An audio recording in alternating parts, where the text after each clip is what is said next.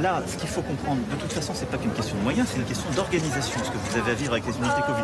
Non. L'organisation, on sait s'organiser quand on a les moyens. Vous pouvez m'écouter. Le président ne change pas.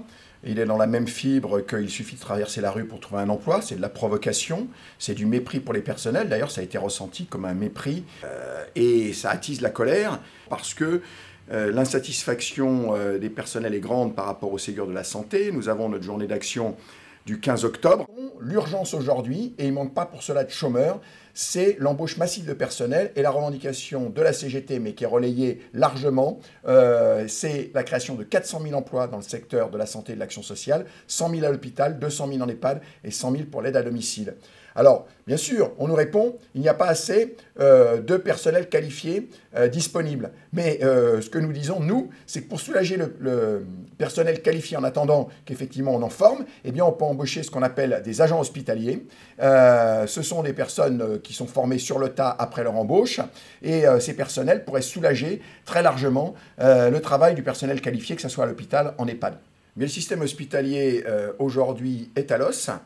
Moins de lits sont ouverts aujourd'hui qu'avant la crise, parce que nous n'avons pas de personnel. La déception et la fatigue du personnel ont fait que nous assistons, en particulier à Paris, à des démissions massives du personnel et moins de candidats à l'embauche que de postes pourvus. Pourquoi ? Parce que c'est le résultat de la politique du gouvernement qui a été mise en œuvre à l'assistance publique par Martin Hirsch, puisque nous venons d'avoir le bilan social de l'assistance publique hôpitaux de Paris.